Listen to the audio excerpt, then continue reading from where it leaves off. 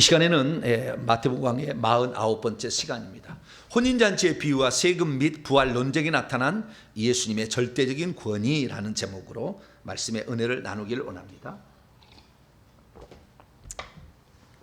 지금 오늘 말씀드릴 혼인잔치의 비유나 납세와 관한 세금 논쟁이나 부활 논쟁, 이것은 다 예수님이 예루살렘에 입성했는데 사람들이 너무 환호해가지고 막 환호하는데, 환호만 하는 것으로만 끝났으면 관계없는데 예수님이 성전에 와서 싸웠잖아요. 하나님의 성전을 강도의 소굴이 되게 하지 마라 하면서 그 돈 버는 장사로 종교를 이용하고 있었잖아요. 그래서 내 집은 만민이 기도하는 집인데 어떻게 이렇게 장사 속으로 만드느냐. 오늘날에 그래서요, 교회에서 다단계 하는 사람이 있잖아요. 절대 안 될 일입니다. 큰일 날 일입니다. 하나님의 책망 들을 일이에요. 근데 이제 그러면 목사님, 바자회 하는 것은 어떻습니까? 이렇게 또 물어본 사람이 있어요. 바자회 하는 것은 어떨까요?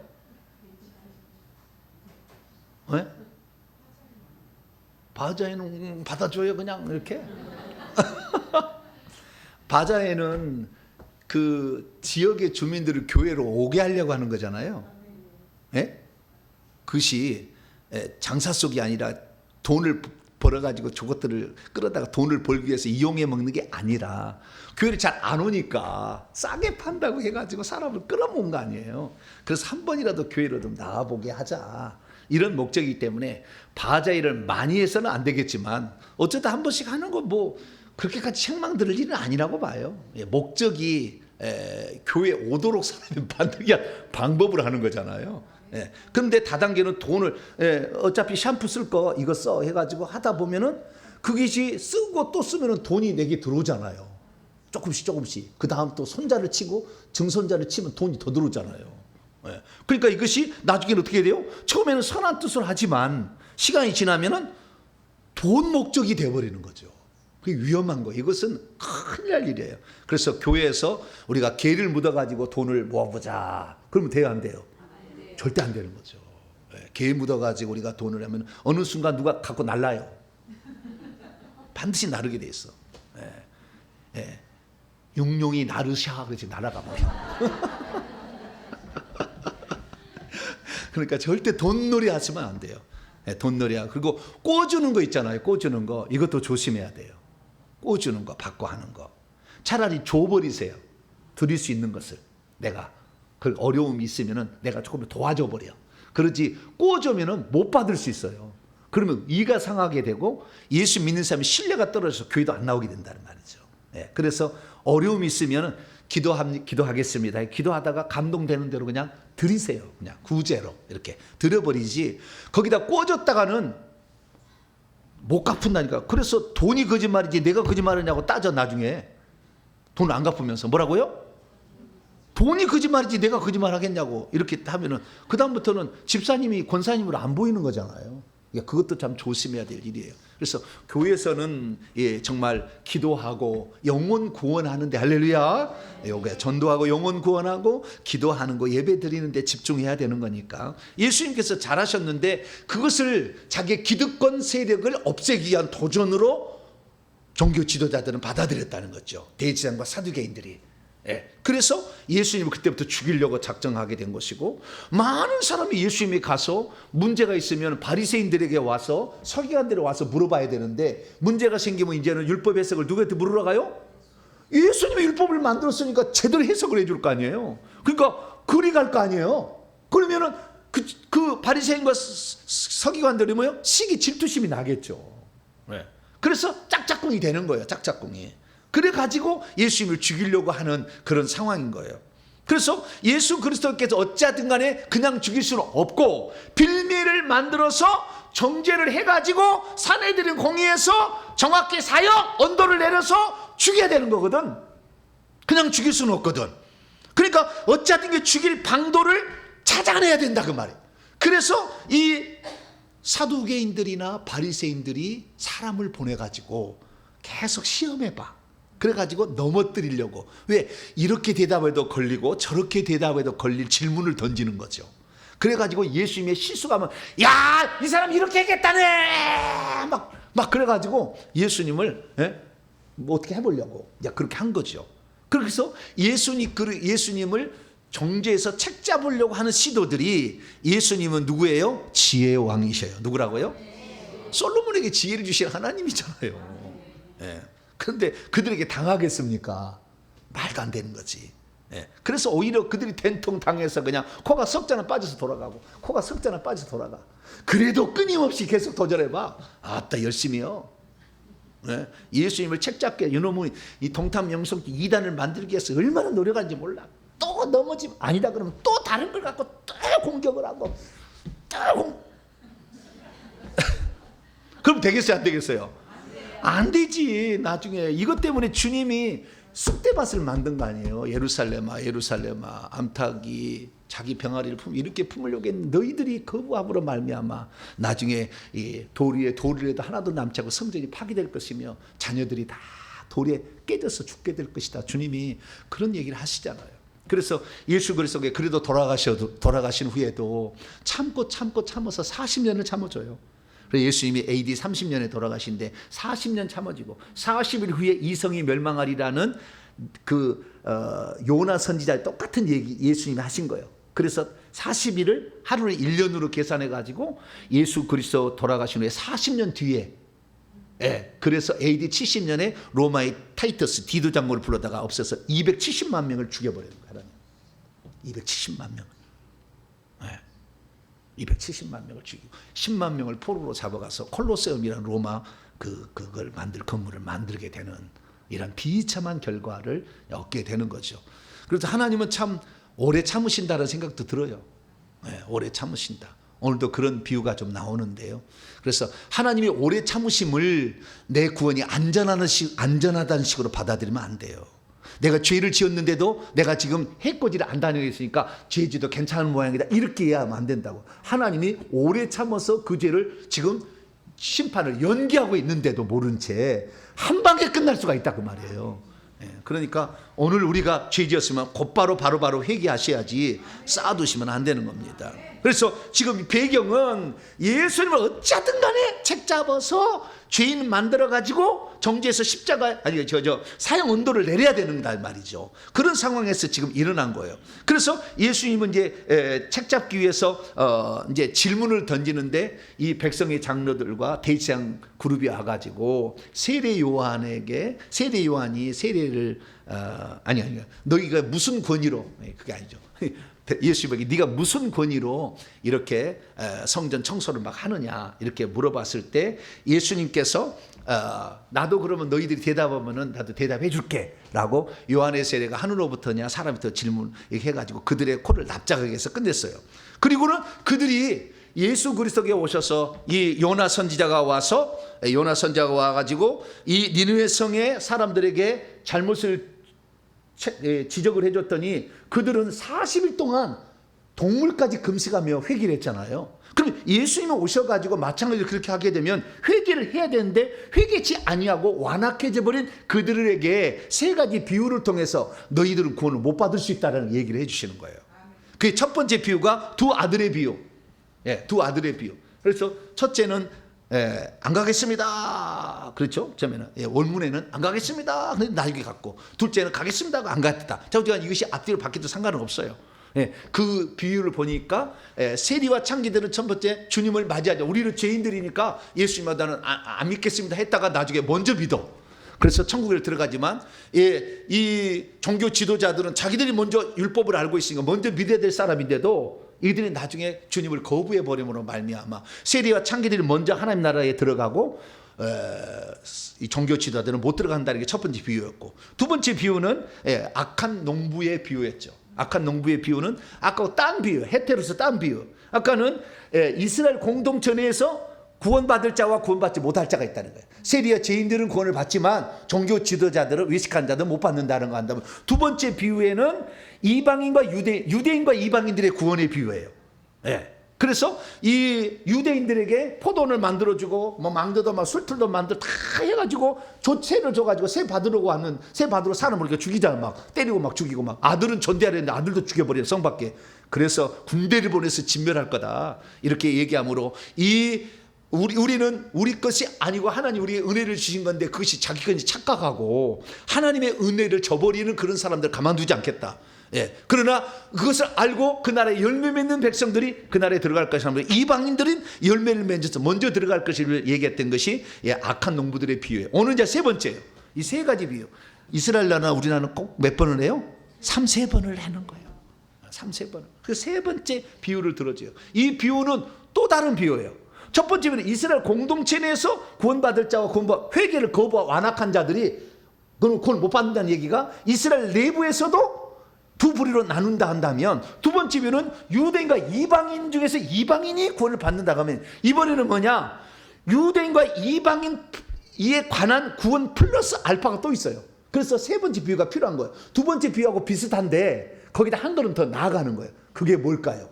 자, 세 번째 비유 들어갑니다. 22장 1절입니다. 예수께서 다시 비유들로 대답하여 이르시되, 이거 비유들이라고 해요. 여기에 비유가 몇 가지가 있는 거예요? 두 가지가 있는 거예요. 그러니까 지금 마태복음 22장 1절에서 14절까지 말씀이 비유가 두 개가 들어있는 거예요. 네. 첫 번째 비유는 아까 악한 농부들의 비유하고 똑같아. 네. 악한 농부들하고 똑같이 아니에요. 악한 농부들하고요, 두 아들의 비유를 합쳐놓은 거예요. 앞에 비유는 여기 22장 1절에서 10절까지가 첫 번째 비유고요, 11절에서 14절까지가 두 번째 비유예요. 비유들이 두 가지가 있는 거예요. 원문에 보니까 두 가지가 있어야죠. 앞에 것은 첫 번째, 두 번째 두 아들과 악한 농부들의 비유를 짬뽕해낸 것이 첫 번째고, 그 다음에 두 번째는 그 다음인데 이방인들의 구원을 얘기하면서 이방인의 구원도 탈락될 자가 있다고 얘기를 해버려요. 한 걸음 더 나아가는 거예요. 그래서 두 가지 비유라는 것을 아셔야 됩니다. 자, 그럼 먼저 앞에 비유를 봅니다. 앞에 비유는 1절부터 10절까지 말씀인데요, 제가 설명해 가면서 하는데요, 이 비유는 누가복음에도 나와요. 14장에. 누가복음 14장에도 이 혼인잔치의 비유가 나옵니다. 누가복음 14장 15절에서 24절까지 나와요. 근데 누가복음 비유는 더 자세히 나와요, 마태복음보다. 그러면 어느 것을 공부를 할까요? 마태복음 강의인데 누가복음 강의를 하면 돼요, 안 돼요? 그것도 되겠죠, 뭐. 안 될 일은 없겠죠. 근데 좀 이따 설명을 하겠어요. 누가복음이 더 자세히 나와. 똑같은 비유지만. 그래서 누가복음을 참조하는 것이 확실하게 이 본문을 이해하는 데 좋아요. 그래서 좀 이따 하고요. 자, 들어갑니다. 자, 여기에 나와 있는 비유들의 진짜는 누굴까요? 실체는 누굴까요? 첫째, 천국은 마치 자기 아들이라의 혼인잔치 잔치를 어떤 임금과 같게 되었다. 이 천국 비유입니다, 이 비유는. 그러니까 누가 천국에 들어가느냐의 비유예요. 누가 천국에 들어가. 이런 자는 못 들어갈 것이고 이런 자는 들어갈 것이라는 비유를 하는 겁니다. 아시겠죠? 비유인데 자기 아들이니까 아버지가 나오는데 어떤 임금인가, 왕이에요, 왕. 왕이 나오고 아들을 위해서 혼인잔치를 베풀었어요.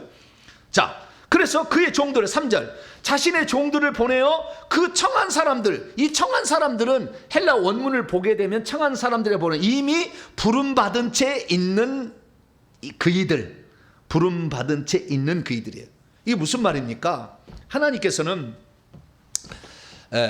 구원할 때 어떤 순서가 있어요. 순서가 그냥 처음부터 무조건 아니라 순서가. 그래서 이스라엘의 족장 언약 백성들, 족장 아브라함, 이삭, 야곱을 해서 모세 때 드디어 바닷가 모래처럼 많아지잖아요. 그래서 그 많아지는데 요 이스라엘 민족을 먼저 샘플로 선택을 하셔요. 그때는 족장부터 선택을 했어.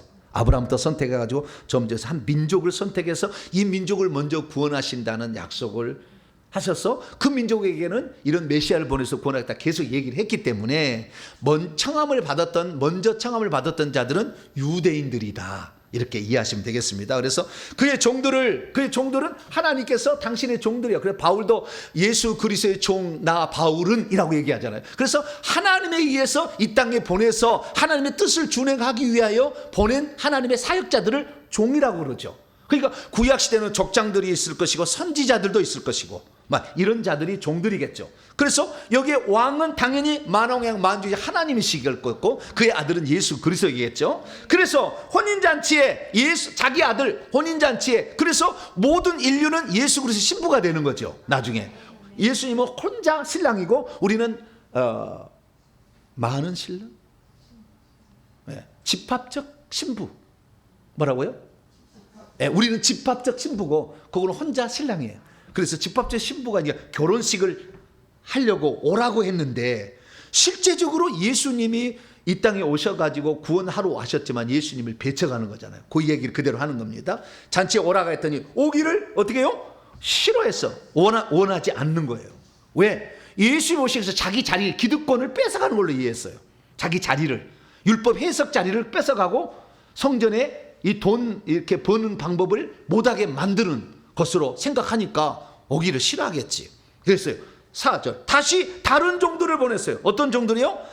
같은 종류인데 다른 종들. 그러니까 앞에 보낸 종들은 구약의 선지자들이라고 한다면 뒤에 종들은 세례 요한이나 예수님의 제자들이나 이런 또 다른 종류, 이렇게 구별, 똑같은 종류인데 같은 종류의 다른 종들을 보냈어요. 그래서 청한 사람들, 부름받은 채 있는 사람들에게 이르기를 오라 오소서 내가 오찬을 준비하되. 왜 오찬이냐? 이 오찬은 이스라엘 나라는 식사를 2번 하는 거예요. 몇 번 한다고요? 2번. 그래서 아점으로 1번 먹어요. 아점으로. 그리고 저녁 식사하는 거예요. 그러니까 여기서 오찬인 거죠. 왜? 아점으로 먹는 거니까. 3끼 먹는 것이 좋아요? 2끼 먹는 게 좋아요? 성경에는 2끼 먹으라고 되어 있는데 3끼 먹으라고 하는 성경이 있어요? 없어요? 없어요? 성경에서 몇 끼 먹으라고 그러죠? 먹으라고 말은 없어. 3끼를 먹어야 된다 그런 규정은 없어요. 그런데 보니까 이스라엘 사람은 그때 당시에는 2끼를 먹었다 이거죠. 아침과 점심 한 10시경 11시 12시 사이에 그때 한번 먹고 그 다음에 이제 5시 4시 지나가서 또 한번 먹고 이렇게 했다는 거예요. 그래서 여기 오찬인 것입니다. 그래서 오찬을 준비한다는 것은 그날 이 아침부터 일할 수 있는 힘을 아주 얻기 위한 중요한 식사예요. 그래서 오찬을 준비하되 나의 소와 살진 종식 황소 한 마리를 잡았을까요? 몇 마리 잡았을까요? 황소들과 살진 짐승들을 잡았어요. 살찐 것들, 살진 짐승이라고 하니까 양도 잡았겠죠. 무슨 이런 것도 잡았겠죠. 잡아서 모든 것을 갖춰 혼자 오셔서 다시 한번 다른 종들을 보냈으나 이게 지금 예수님 때이잖아요. 세례 요한을 통해서 회개하라 했는데 세리와 죄인들은 가서 회개하지만 종교지대 회개 안 하잖아 지금. 그런 상황이에요. 오라가 했는데 그들이 돌아보지도 않고 한 사람은 자기 밭으로 가고 한 사람은 자기 사업하러 가고. 여기를 누가복음에 읽어보게 되면 한 가지가 더 나와요. 장가 들었다는 말도 나와요. 하나는 밭을 샀다고 밭을 샀다고 가고요. 하나는 사업한다고 이렇게 가고 또 하나는 뭐예요? 장가 들었으니 갈 수가 없다고 그래요. 이스라엘 사람은 장가를 들으면 아내를 기쁘게 하라는 율법의 규정이 있어요. 장가 든 날은 그 이 한 주간은 아무것도 하지 말고 아내를 기쁘게 하라 율법의 규정이 있어요. 그래서 그 규정에 따라서 나는 아내를 즐겁게 해야 되기 때문에. 그런데 뭐요? 이미 초청해서 이미 온다고 약속까지 다 했던 자들이라고요. 그래서 이 부름받은 채 있는 자들이 얘기하는 것은 이미 초청한 채 있는 자들이에요. 그래서 가겠다고 약속까지 했는데도 불구하고 안 오는 거예요. 이건 나쁜 놈들이지. 약속했으면 지켜야 돼, 안 지켜야 돼요? 지켜야 되겠다. 이거 안 지키는 거예요. 그러니까 가기 싫으니까 핑계하고 있는 거지. 핑계하고 있는 거죠. 그렇잖아요. 여러분도 곤란하면 그렇잖아요. 핑계 대잖아. 그러듯이 핑계를 대는 거죠. 그랬더니 그러고 있으면 그러고 하고 안 왔으면 또 몰라. 그 다음에 중요한 거예요. 6절 그 남은 자들은 아까 세 종류의 사람 말고 남은 자들은 그의 종들을 붙잡아서 능욕을 하고 살해를 했대요. 뭔 원수가 지었길래 그래요? 뭔 원수가 지었길래? 그래서 세례 요한도 죽고 예수님도 죽고 제자들도 죽고 계속 죽잖아요. 살해를 하는 거예요. 그러니까 왕이 7절에 화가 났어요. 진노하여서 그의 군대들을 보냅니다. 그의 군대들을 보내어 그 살인한 자들을 진멸하고 그 동네를 불사르고, 이것이 AD 70년이요. AD 70년 디도 장군에 의하여 예루살렘 완전히 불타버리고 군대를 보내가지고 다 없애버리는 거죠. 그래서 이 군대가 1차적으로는 로마 디도 장군이었겠지만 나중에 우리가 마지막 때가 되면 천사겠죠.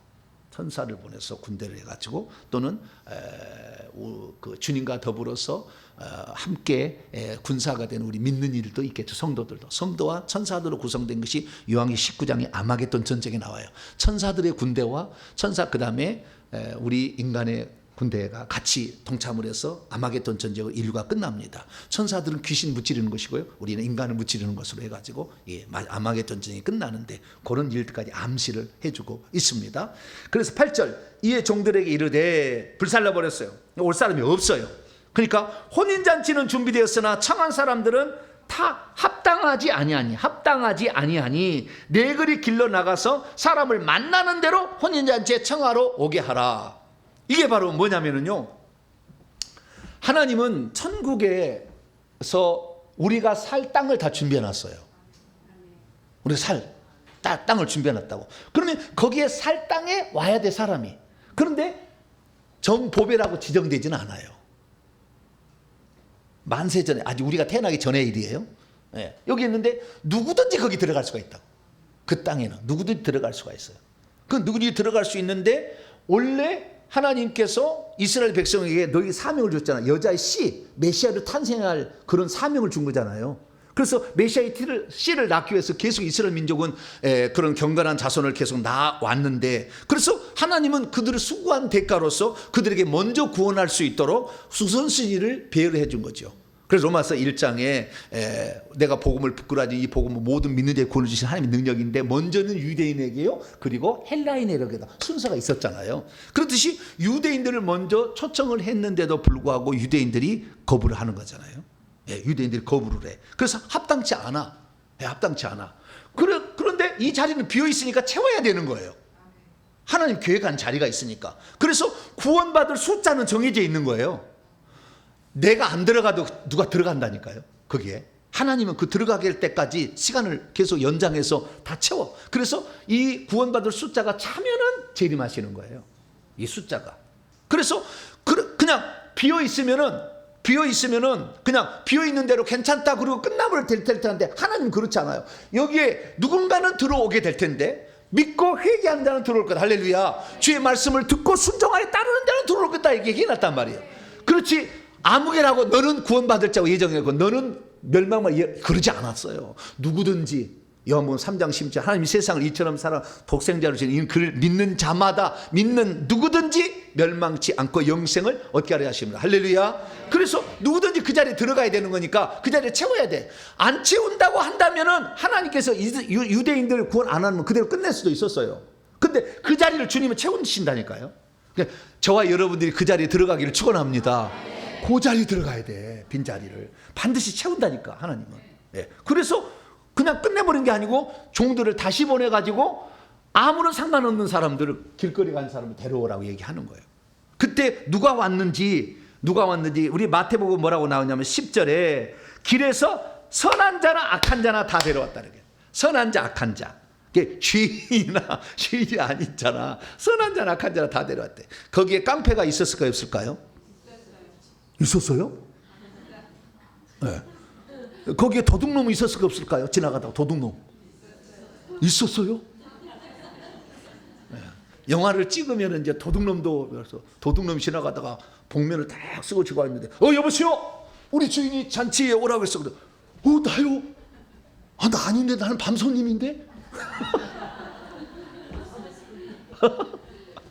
아니 그래도 괜찮소. 그래도 괜찮아. 왜? 주인이 다 아무 사람을 오라고 그랬어. 어느 누구나 죽게 나오라. 할렐루야. 그랬다는 거예요. 그래요? 뭐 가면 뭐인데요? 음식도 주고, 들어갈 때 아예 옷도 입혀주고, 다 음식도 주고, 선물 꼴비도 다 줄 거니까 아주 그냥 오시오. 그래.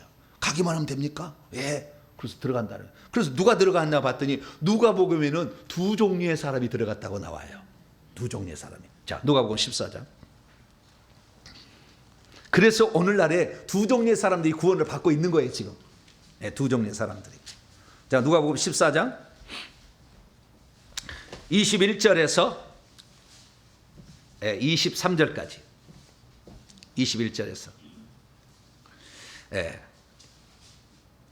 시작. 종이 돌아와 주인에게 그대로 고하니 이에 집주인이 노하여 그 종에게 이르되 빨리 시내의 거리와 골목으로 나가서 가난한 자들과 몸 불편, 장애인들이죠, 몸 불편한 자들과 맹인 자들, 소경들과 저는 자들, 앉은뱅이들을 데려오라 하니라. 종이 이르되 주인이여 명하신 대로 하시되 아직도 자리가 비어있나이다. 하나님은 채워야 된다니까. 그냥 비어있으면 그 됐다 그러면 끝내는 게 아니라 반드시 하나님은 그걸 채워야 된다니까. 그것은 우리가 정한 게 아니고 하나님이 정하신 룰이에요. 그래서 누군가는 들어가야 돼. 그러니까 들어가야 되니까 저요 해서 들어가면 되지. 할렐루야. 그래서 먼저는 가난한 자들, 몸 불편한 자들, 맹인들과 저는 자들을 데려와서 채웠는데도 아직도 빈자리가 있어. 그래서 누구를 채워야 되느냐. 22절 종이 이르되 주인이여 명하신 대로 하였을 때 아직도 자리가 있나. 23절 읽습니다. 시작. 주인이 그 종에게 이르되 길과 산울타리 들로 가서 나가서 사람들을 강권하여 데려다가 내 집을 채우라. 강권하다는 말은 뭐예요? 강제한 후, 강제로. 좀 오시라니까. 우리 주인이 이거 사람 안 차우면 잔치를 못 한다니까. 혼인잔치가 안 된다니까. 빨리 좀 오시라니까. 가기 싫은데 그래도 오라니까. 그래서 우리가요 억지로 덤으로 은혜를 받은 거예요. 할렐루야. 네. 그래가지고 우리 중에는요 억지로 끌려가가지고 끝까지 안 믿고 갈 사람도 있어. 왜? 강건하다 그러잖아. 우리 이방인들은 강건하고 막 채우거든. 그래서 여기 와서 강건해서 남편 때문에 어쩔 수 없이 끌려와가지고 이따가 끝까지 안 믿고 갈 사람도 있을 수도 있어요. 그러나 어쨌든 채워라. 채워라. 막 채워라. 그래서 채워졌어요. 할렐루야. 그러니까 혼인잔치가 시작이 되는 거예요. 그러니까 우리 주님이 재림하려면 구원받을 숫자가 채워져야 돼. 그리고 로마서 11장에 이방인의 충만한 숫자가 채워진 다음에 이스라엘 남은 자를 조금 더 구원해서 끝낸다는 거잖아요. 그래서 이 환란기라는 것은 이스라엘의 남은 자들을 채우는 기간이에요. 그래서 그 환란이 시작되면 이방인들의 구원은 거의 없어진다고 봐야 돼요. 이게 지금 구원받을 때요. 얼마 안 남았어요. 우리에게 몇 년 안 남았어요. 몇 년이 우리에게 안 남았어요. 그래서 우리가 지금 구원하려면 지금 구원해, 회개하려면 지금 할 때다. 이런 것을 제가 말씀을 드리는 거예요. 그 두 종류의 사람들이었다. 그래서 가난한 자들, 몸불편한 자들, 맹인들, 저는 자들은 이 소외된 계층이었고, 그 다음에 이스라엘 사람들은 죄인이라고 처리한 사람들이라. 그래서 세리와 창기들로 마태복음 지칭되는 사람들. 그래서 이스라엘 내부의 두 아들에 비유해서 세리와 창기들이 먼저 들어가고, 그 다음에 악한 농부들에 비해서 열매 맺는 이방인이 들어가는 거, 요 두 가지를 그대로 표현을 해주고 있는 거죠. 그래서 이 두 종류의 사람들이 들어가게 되는데, 그때 세리와 자기가 죄인이라고 인정했던 소외된 계층 이런 사람들은 믿지만, 그렇지 않고 종교 지도자들은 지금도 안 믿어요. 유대인들 지금 예수 믿는 사람이 1% 안 믿어. 어떤 분이 히브리어를 잘 하신 분이 인터뷰를 하는 거예요. 예루살렘에서. 이사야 53장을 혹시 읽어보셨나요? 이사야 53장을 읽어보셨나요? 이사야 53장 안 읽어봤다. 나이가 든 사람이나 젊은 사람이나 다 안 읽어봤다. 이사야 53장 그러면은 읽어보실래요? 뭔 내용인데요? 읽어보실래요? 그래가지고 이제 그 앞에서 읽게 하는 거예요. 딱 읽어보니 그는 실로 우리의 질거지고 우리의 슬픔을 당하였거늘 우리는 다 양 같아서 그릇 행하여 각기 책임 막 그거 읽어준 거예요. 그러니까 이게 누구를 말하는 것일까요? 길 잃어버린 우리 인류와 그 다음에 그는 실로 우리를 이 사람은 누굴까요? 메시아 아니겠어요? 그런데 이분이 예수님하고 어떤 관계일까요? 그대로 예수님이 이루어졌다는 걸 알고 깜짝 놀라는 거예요. 유대인들은 이사야 53장을 안 가르쳐요. 53장을. 왜? 그거 읽어버리면 예수님인지를 알아버려요. 그 유대인들이요. 나쁜 놈들이요. 그래서 지도자들이 안 가르친다니까. 신학교가도 안 가르치고 이사야 53장을 빼버려요. 이사야 공부할 때도. 그렇게 나쁜 놈들이에요. 종교 지도자들이 예나 지금이나 그러는 거예요. 여러분들 지도자를 잘 만나야 돼요. 못하면 가르쳐주지 않아. 그러니까 몰라. 있는지도 몰라. 이렇게 사는 거예요. 그래서 이 비유가 얼마나 실제적으로 맞는지. 그러면은 우리 이방인들은 억지로 막 그냥 덤의 은혜잖아. 원래 우리는 잔치 초대받지도 않은 사람이잖아요. 네. 그런데도 우리를 하나님이 그 자리를 채워야 되니까 우리에게 기회를 준 거예요. 할렐루야. 그래서 우리나라가 그 기회를 붙잡은 거 아니에요? 근데 우리나라는 정열정이 할렐루야. 정 열심히 해가지고 얼마나 잘못해 버렸는지 세상에 이렇게 잘 믿는 민족이 없어. 그래가지고 막 그냥 한 번만 주일날 한 번만 나와도 힘들다고 그래가지고 절기 때만 나오는 사람들인데 우리는 수요일도 모여야 된다. 금요일도 모여야 된다. 새벽에도 모여야 된다. 막 정신이 없어. 막. 야, 어쨌든 부흥회까지 저녁에도 나와라 막 그래. 네. 그건 우리는 열심히 믿는 거예요. 그래서 하나님은 우리들에게 그 많은 기회를 주셨으니까 이 기회를 우리가 선용하도록 하시기 바랍니다. 네. 다시 마태로 넘어왔어요. 그래서 가득 찼어요. 이제 찼어요. 이제 혼인잔치가 시작되었습니다. 예, 요한계시록 19장이 넘어가서 이제 새하늘과 새 땅으로 들어간 거예요. 이제 들어갔어요. 그 다음의 비유 11절부터 14절까지는 다음의 비유입니다. 임금이 손님들을 보러 왕이 손님들 거기에 들어온 사람들이겠죠. 다 들어온 사람들이요. 원래 있었던 사람들은 청하였던 사람은 하나도 안 들어오고 손님들 상관없는 사람들이 들어왔다 이거예요. 그것도 다 하나님의 경륜을 보니까요. 경륜 속에 다 있어요. 유대인들이 거부할 것을. 그래서 첫째가 안 되고 항상 둘째가 된다. 네, 이스마엘이 안 되고 이삭이 된다. 에서가 안 되고 야곱이 된다. 다 이렇게 나와 있어요. 네, 가인이 안 되고 아벨이 된다. 이런 식으로 다 돼 있다고. 벌써. 그래서 천사가 안 되고 하나님의 형상도 인간이 된다. 이런 식으로 다 돼 있다고요. 하나님의 경륜에 이미 돼 있어요. 그래서 우리가 다 들어왔어요. 손님들을 보러 들어올세 거기서 예복을 입지 않는 한 사람을 보았어요. 자, 여기에부터는 아주 중요한 구절이니까요. 이방인의 구원 탈락 가능성을 얘기하는 거니까. 자, 헬라 원문을 통해서 보도록 하시죠. 11절 보기 전에는 잔치 오라고 막 지금 종들이 가서 얘기를 했더니 쟁기 갈고 안 간다고 그러고 뭐 안 간다고 막 그런 그림을 하나 그런 거고요. 그 사거리 가서 다 오시라고 그랬더니 우리들도 가도 돼요? 가도 돼요? 아빠 우리들도 가도 된대. 갑시다. 할렐루야. 아이가 그러잖아. 아이가 그래 안 그래요? 그런 거 같죠? 예. 자, 11절. 그런데 왕이 기den체에 있는 그이들 잔치자리에 참여한 자 유대인들은 기대어서 음식을 먹잖아요. 기den체에 있는 그이들을 보기 위하여 들어간 후에 그는 거기서 혼인 예복을 이미 입은 채 있지 않은 어떤 한 사람을 보았어요. 그리고 그는 그에게 말합니다. 친구여 어떻게 자네는 혼인 예복도 가지지 않고 있으면서 여기에 들어왔습니까? 그랬더니 그가 입이 옛날에는 유구무원 이건을 그렇게 돼 있어요. 옛날 개역 한글 성경 뭐라고요? 유구무원이 뭐예요? 입은 있으나 말은 하지 못하는 것. 그래서 우리 그것을 이번에는 개역 개정하면서 풀어놨어요. 그가 아무 말도 못하거늘. 근데 원문은 그는 입이 막히게 되었다. 말을 못하는 거예요. 왜 말을 못했을까요?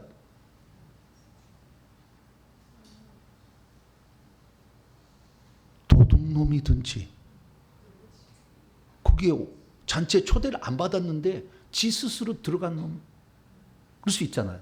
그렇죠? 여러 경우의 수가 있어요. 근데 좌우지간 그것이 중요한 줄 몰랐는데요? 이런 거잖아. 네? 예복을 입는 것이 중요한지를 몰랐는데요?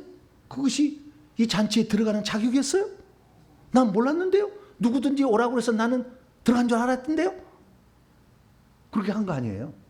그랬더니 13절 여기 더 중요한 거예요. 그때 왕이 섬기는 봉사자들 디아코노스에게 말하기를 너희는 그의 발들과 그의 손들을 묶어라. 후에 그를 더 바깥쪽 어둠 안으로 내어 쫓으라. 거기서 울부짖음과 그리고 이빨들을 갈미 있을 것이다. 자, 여기에서는 이 사람이 모르고 들어왔어요? 알고 들어왔는데 뭘 잘못한 건가요? 뒤에 말씀을 보게 되면 울부짖고 이빨들을 간다는 것은 자기가 잘못 행동한 것에 대해서 너무 내가 왜 그걸 몰랐지? 내가 왜 그걸 몰랐을까? 이런 거 아니에요. 도둑놈으로 들어온 게 아니라 들어가기는 들어가서 왔는데 중요한 뭐가를 잃어버린 거잖아. 잊어버린 거잖아요. 여기에. 그래가지고 자기 행위가 너무 그렇게 하지 말았어야 될 행동을 했다는 거에 대해서 자기 자신을 지금 학대하는 거잖아. 일종의. 그렇죠? 이빨들을 왜 갈겠어요? 나를 쫓아낸다고! 그런 게 아니잖아. 내가 잘못했네. 이렇게 안 했어야 되는데. 막 이런 거 아니잖아 지금. 후회하는 거잖아 지금. 그러니까 뭔가가 이 사람이 주의했어야 될 것을 놓쳐버린 거예요. 여기에 들어오려면 중요한 게 있었다는 거예요. 중요한 게. 예. 다 오라고 해서 다 강권을 해서 왔지만 그냥 다 들어갈 수 있는 게 아니라 누구든지 구원 받으라고 초청을 하지만 구원에 들어가는 사람은 적은 거예요.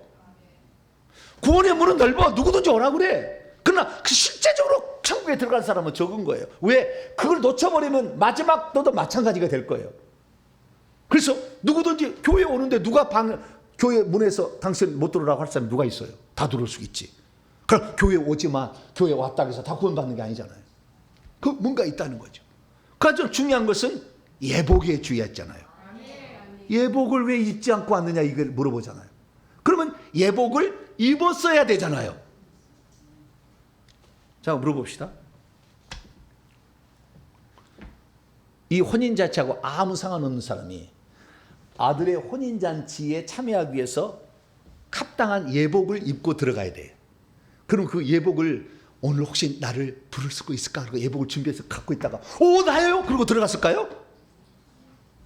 예복이 그들에게 있었을까요? 없을까요?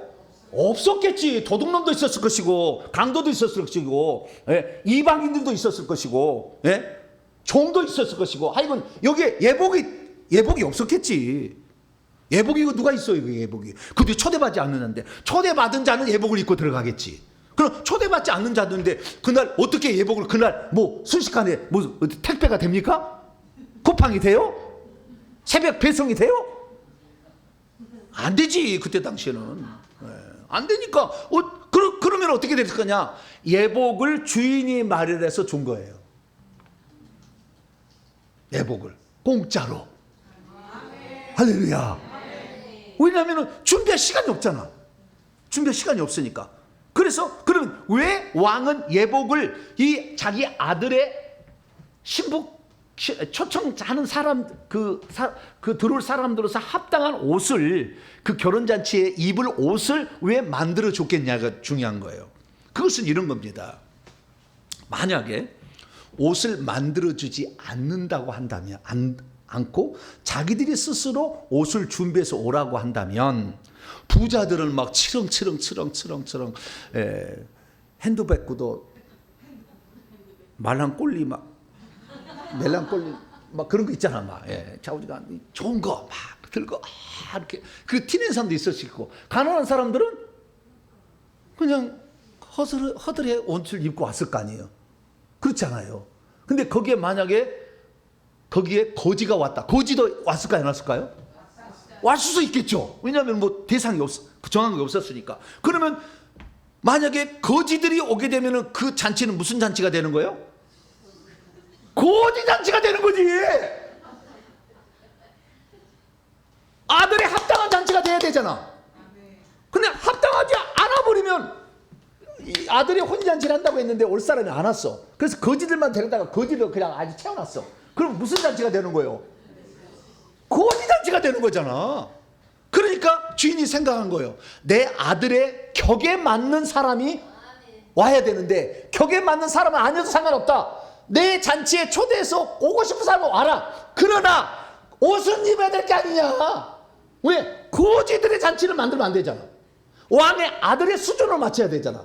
그래서 왕의 아들의 수준을 맞추기 위해서는 예복을 준비했다가 그날 숫자가 500명이라 한다면 500벌을 옷을 예비했다가 준 거예요. 그래야만이 격이 맞는 거잖아. 할렐루야.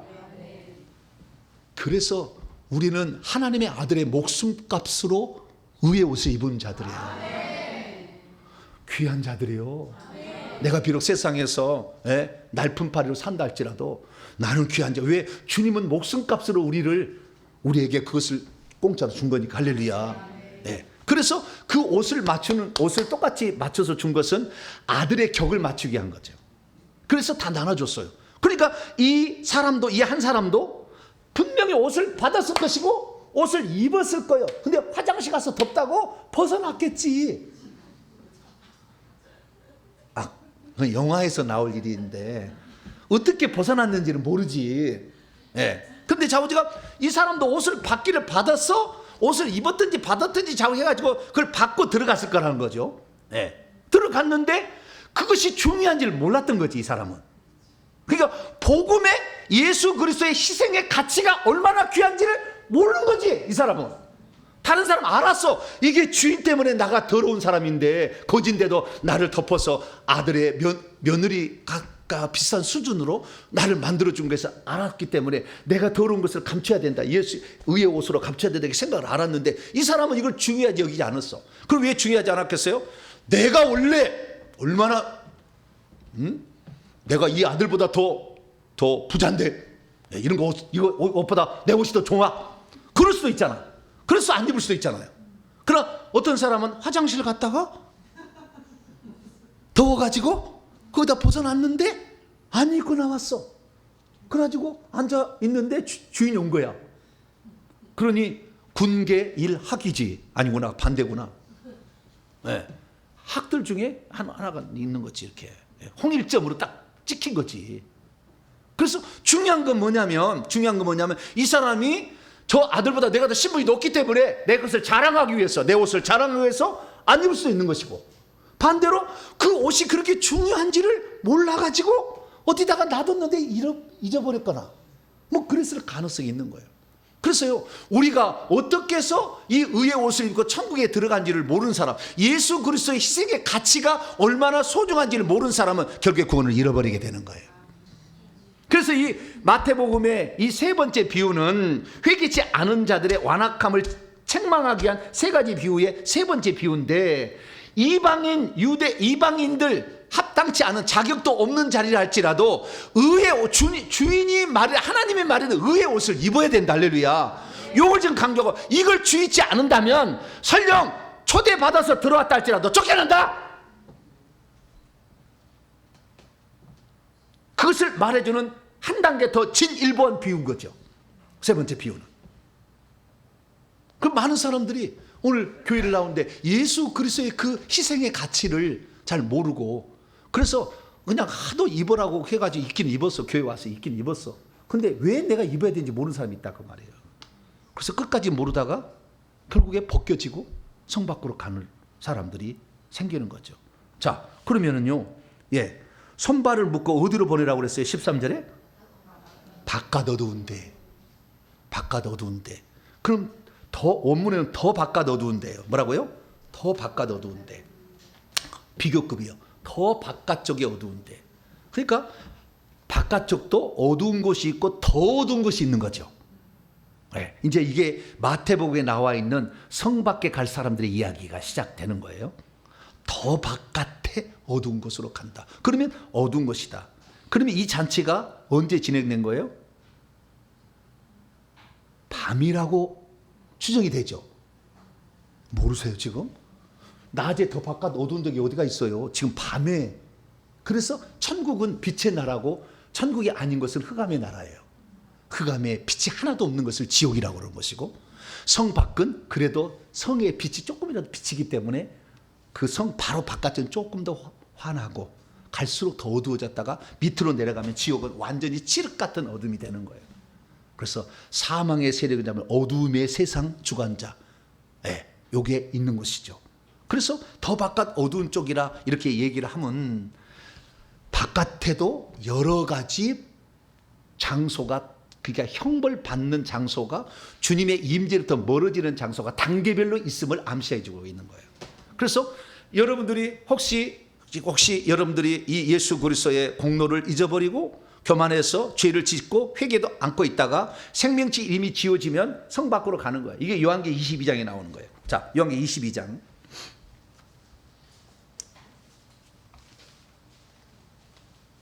22장.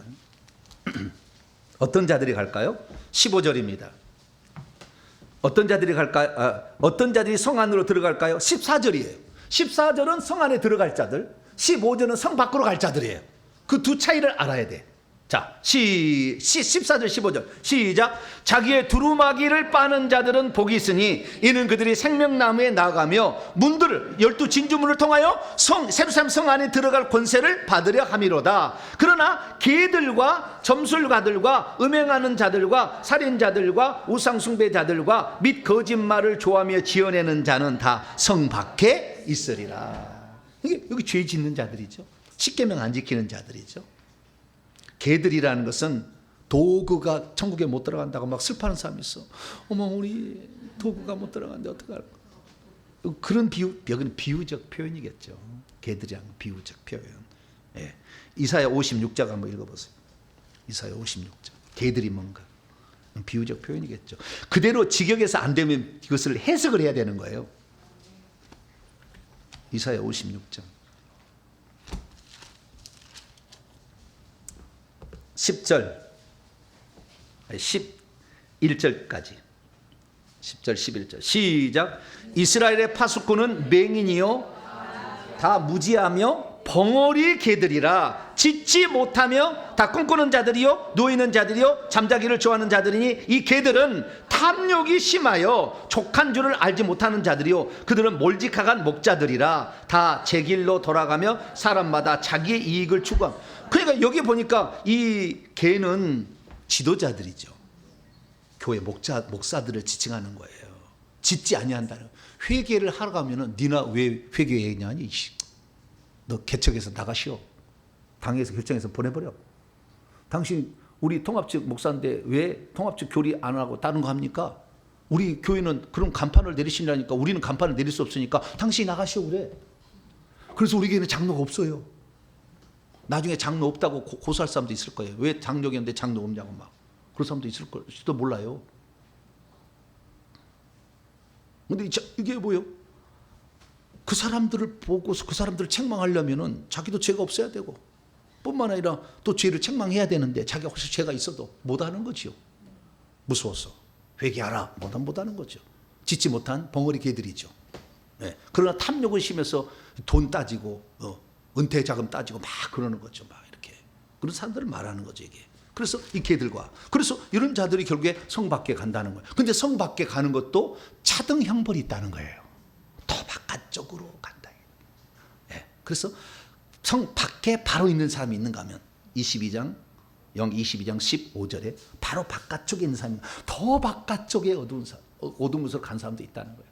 그것은 예수 그리스도의 그 공로의 은혜를 전혀 모르는 사람들은 그래도 믿기는 믿었잖아요. 그렇기 때문에 더 바깥쪽으로 하는 거의 지옥의 형편에 가까운 것이죠. 나중에 주의 종들도 25장에 가면 나와요. 달란트 비유하면 더 바깥쪽에 어두운 자도 한 달란트 받았던 주의 종들인데 주의 종들도 더 바깥쪽. 왜? 사명을 감당을 못하니까 더 바깥쪽으로 보내는 거예요. 주의 종들 되실래요? 안 되실래요?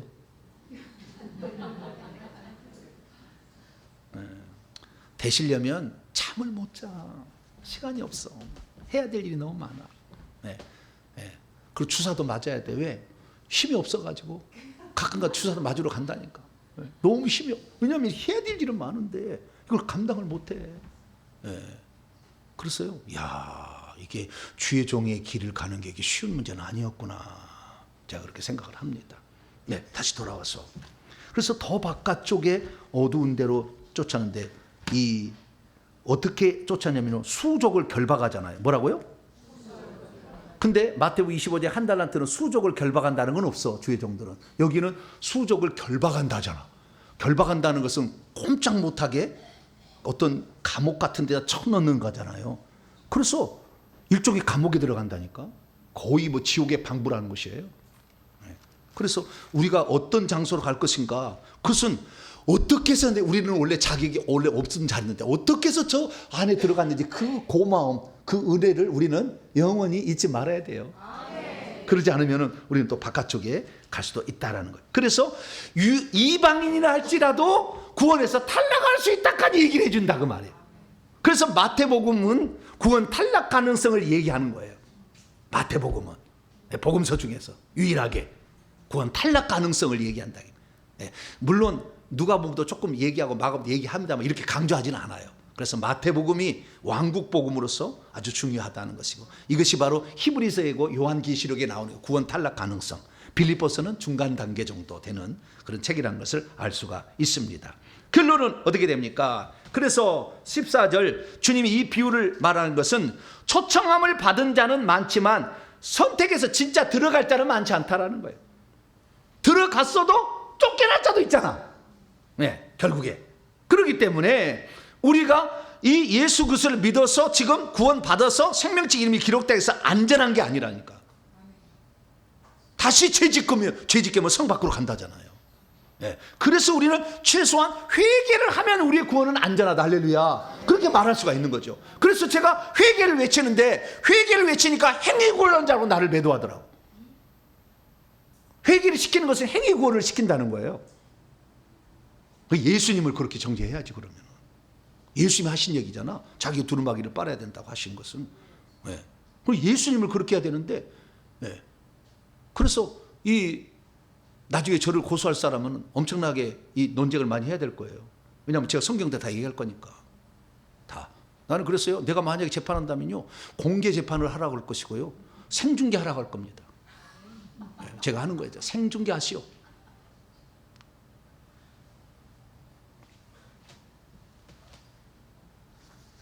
한때 나의 구원론을 가지고 따진 사람이 있었어요. 어떤 교단에서. 제가 그랬어요. 만약에 내가 말하는 것에 대해서 성경적이 아닌 것은 나는 당신들 앞에 무릎 꿇고 사과하겠습니다. 그러나 이것이 그렇지 않다고 한다면 당신들 사과하시오. 그리고 이 사실을 은밀한 곳에 하지 말고 공개적으로 합시다. 그래서 모든 기자들 다 부르셔야 했어요. 그랬더니 나중에 안 한다 하더라고. 그래서 끝났어요. 우리는 성경이 힘이고, 말씀이 힘이고, 성령이 힘이고, 그리고 이 진리가 힘인 줄 믿으시기 바랍니다. 저는 누가 나를 보여줄 사람이 없잖아. 내 윗대 믿는 사람도 없고, 내 아버지가 장로도 목사도 아니고, 내가 처음에 그냥 우상 속에 찌들었다가 나를 보여줄 사람이 아무도 없어. 여러분이 있으신. 근데 없어. 나를 교계 지도자가 나를 없어. 우리 정 목사로 내가 책임질 거다. 정 목사를 정죄하려면 나부터 정죄하라. 그럴 사람이 있었으면 좋겠는데.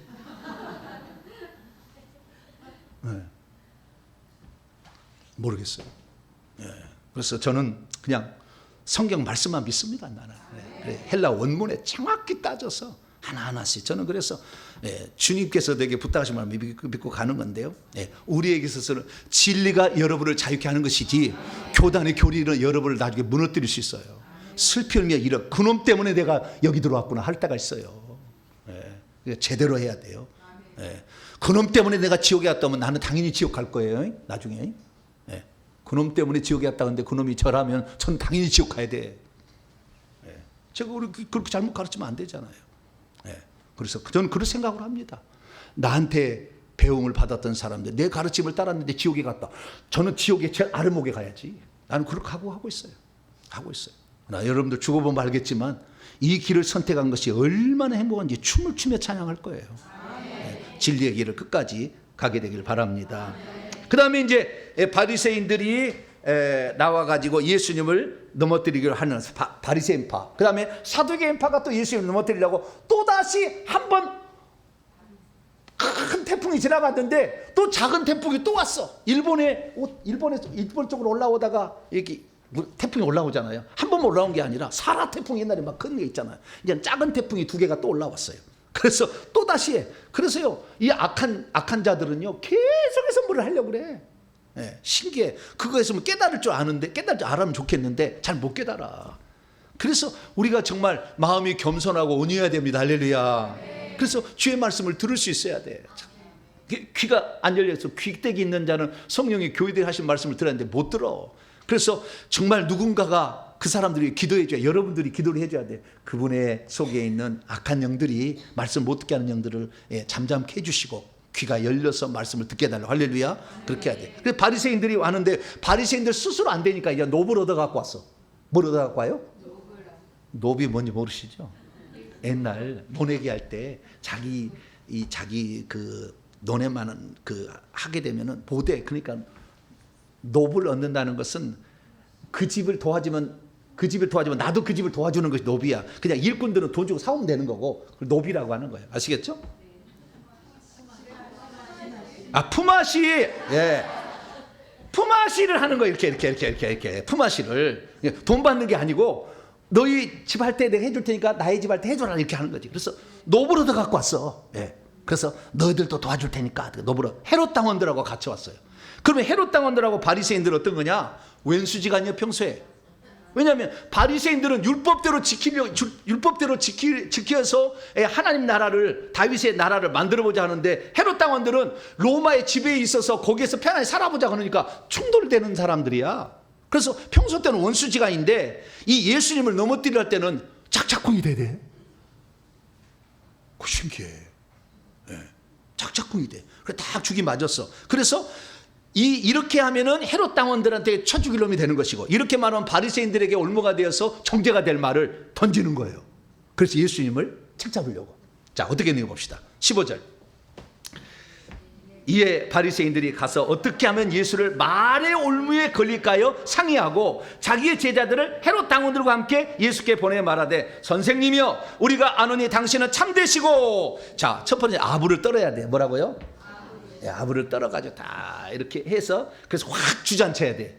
높였다가 그 다음에 확 주잔치려고 막 또 띄우는 거예요. 당신은 참되신 이시고 진리로 하나님의 길을 가르치신 분이며, 아무에게도 뭡니까 이게 꺼리는 일이 아니고요. 16절에 헬라 원문을 보게 되면 아무에 관해도 개의치 아니하시는 분이라는, 초연하시는 분이라는 것을 알고 있습니다. 그리고 사람을 외모로도 보지 아니하시는 훌륭하신 분이십니다. 근데 속에는 음흉한 속셈을 갖고 있잖아 지금. 높였다가 떨어뜨리려고 하는 아주 나쁜 짓을 하고 있잖아. 그러니까 여러분들을 누가 칭찬해 주면은요, 조심해야 돼. 그러다가는 확 잡아 당겨볼 수가 있어. 악한 사람들이잖아요. 악의가 있잖아요. 17절.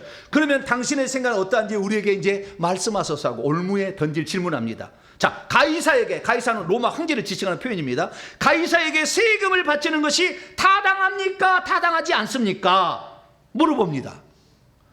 가이사에 세금을 바쳐야 돼요? 안 바쳐야 돼요? 가이사에게 세금을 바쳐야 된다고 하면은, 이스라엘 민족이 지금 로마의 압제에 시달리고 있는데 로마에 지지하는 세력으로 가게 돼서 하나님의 다윗의 왕국을 만들어야 될 이스라엘과 정반대의 길을 걸어간다고 말할 수 있겠죠. 그래서 가이사에게 세금을 바쳐야 된다, 바치지 말아야 된다 그러면 헤롯 땅에 왔는데, 이놈이 우리의 로마에 대항하는 아주 그 반역 세력이구나, 반역 세력의 우두머리를 내가 잡았다, 그럴 거 아니에요. 그럼 말을 해야 돼요, 안 해야 돼요? 애매할 때는 말을 하지 말자. 우리는 지혜가 없으니까 애매하면 눈물만 흘리시면 돼요. 어떻게 할 수가 없잖아. 왜냐하면 우리는 지혜가 부족하지. 근데 예수님은 다 지혜의 왕이시잖아요. 하나님이시니까 다 알아버렸어. 18절에 알아버렸다고 얘기해요. 예수께서 그들의 악의를 아시고 이르시되, 왜 식하는 자 위선자들은 어찌하여 나를 시험하려고 하느냐. 그러면서 주님이 제시하는 말이 그들 양쪽 둘을 조용히 꼬리 내리게 가게 했어요. 세금 낼 돈을 내게 보이라. 뭐라고요? 세금 낼 돈을 내게 보이라. 근데 그 원문을 보게 되면 19절, 너희는 나에게 세금의 주화를 보여 입증하라. 세금 낼 돈을 보이라, 그런 거예요. 근데 요 보세요. 그들이 세금 낼 돈을 보이라 했을 때 그들이 세 개를 가져왔어요? 데나리온을 가져왔어요? 세금으로 세 개를 가지고, 성전세 세 개를 가지고 낸다고 한다면 하나님의 것을 이방 나라에게 주는, 우상 숭배하는 데에서 바치는 격이 되는 거예요. 근데 그들이 세금을 세 개를 가져왔어야 되는데 뭘 가져왔어요? 데나리온을 가져왔어요. 그러니까 가이사의 것은 가이사에게 바치고 세 개는 하나님께 바치라. 아무 문제 없어. 그쪽 것은 그쪽 거니까 그쪽 거에 바치고, 이쪽 것은 이쪽 거니까 바치고. 그러니 당원들이 그 세금 바치라고 했잖아. 그러니까 이건 이건 그 도적대가 아니네. 그리고 어쩔 수 없이 잠잠할 수밖에 없었고, 이쪽에는 또 세계를 하는 게 바치라고 그러니까 이것을 또 로마에 바치는 게 아니잖아. 그냥 입이 그냥 자크마우스 돼버렸어요. 예수님은 지혜의 왕이십니다. 할렐루야. 네. 그때 데나리온을 가져왔는데 그들의 입을 완전히 자크마우스 하기 위해서 한 말을 더합니다. 20절. 여기에 기록된 형상과 이 글이 누구의 것이냐? 가이사의 것이다. 이게 지네들이 세 개를 가져왔어야 되는데, 예? 가이사의 것을 가져와 가지고 했으니까 주님께서 그래, 니네들 방법대로 가이사의 것은 가이사에게 바치고 하나님 것 하나님께 바치면 될 게 아니야. 그래서 잠잠케 하는 거예요. 그래서 제가 찾아봤어요. 예. 어떻게 생겼느냐? 예. 이렇게 생겼어요. 데나리온이 뭐라고요? 예, 주화가 이렇게 생겼어요. 그 왼쪽에는 로마의 그 황제의 두상이 새겨졌어요. 예, 황제의 두상이 세워지고요. 오른쪽에는 누가 새겨졌어요? 예, 왼쪽에는 디베리오 케샤르라는 로마 황제가 이렇게 당시에 그 황제의 예수님 당시의 황제가 그려져 있고, 오른쪽에는 뭘까요? 뒷면이에요. 동전 뒷면. 거기는 케사르의 어머니 리비아, 그 리비아라고 써 있어요. 리비아라는 그 형상이 그려져 있습니다. 그래서 양쪽인데요. 여기에서 이것을 아마 어머니를 좋아했는지 뭐인지 왜 그런지 모르겠지만 좌우지간 그렇게 대부분 이렇게 기록되어 있고, 뒷면이 바뀌어요. 황제에 따라서 어머니가 그릴 때도 있고, 무슨 동물을 그릴 때가 있고, 무슨 나무를 그릴 때가 있고, 달라요. 달라지는데 이때는 그랬다 이거예요. 어머니를 좋아했는 효자인가 봐요. 좌우지간 이렇게 했어요. 그래서 여기를 하면 성인 남자 14세 이상, 성인 여자 12세 이상은 반드시 이게 한 데나리 그 세금을 이렇게 바치게 돼 있어요. 65세 때까지 바치게 돼서 이렇게 바치는 겁니다. 그래서 약간 뒤에 나온 거 앞에 나온 거에 따라서 옛날에는 손으로 만들었으니까 이렇게 약간 달라요. 예, 그러니까 이 위조가 아니고 은화인데 약간 다를 수도 있다, 이렇게 알 수가 있습니다. 자, 그래서 여기서 우리가 시간이 다 가서 이제 여기까지만 하고 다음 주에 해야 되겠습니다. 자, 여기서 알 수 있는 건 뭐냐면, 우리를 국가에 대해서 세금을 내야 될까요, 말아야 될까요? 세금도 내야 돼요. 왜냐하면 하나님은 하나님은 이 세상에 두 가지 조직을 남겨둔 거예요. 교회와 국가라고. 그 통치자들, 하나는 교회는 목사님이지만 일반 나라는 대통령이나 수상이나 뭐 이런 거 있잖아요. 이런 걸 놔두는 거예요. 그래서 이 국가라는 것을 왜 만들었냐면은 권성징악하게 하려고. 그래서 하나님을 대신하는 존재야. 왕이라는 존재가, 이 세상 왕도. 왕이 악하면은 안 좋겠지만 그래도 왕은 권성징악하라고 한 거예요. 벌을 받을 사람 벌 주라고. 그렇게 해야만 이 국가가 서지, 마음대로 10년 을 뺏어가면 다 난장판 될 거 아니에요. 그래서 하나님의 통치자의 대리인이라고 나중에 다음 시간에 하겠습니다만 로마서 13장 얘기해. 하나님의 통치의 대리자를 왕이라고 봐줘요. 그래서 우리가 왕을 함부로 막 말하는 것은 결코 옳지 않아요. 우리가 잘못했기 때문에 악한 왕을 세워주는 거예요. 함부로 이렇게 말하는 것은 옳지 않아요.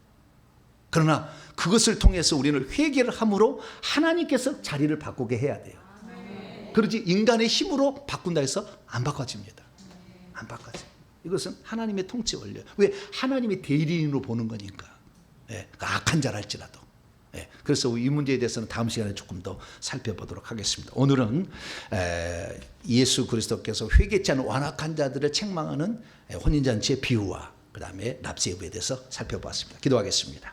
자비로우신 아버지 하나님, 감사합니다. 오늘도 우리는 우리의 삶에 갖가지 문제에 봉착하게 됩니다. 그러나 가장 중요한 것은 천국에 들어가는 문제고, 이 문제는 우리가 일평생에 애쓰고 힘써야 될 문제입니다.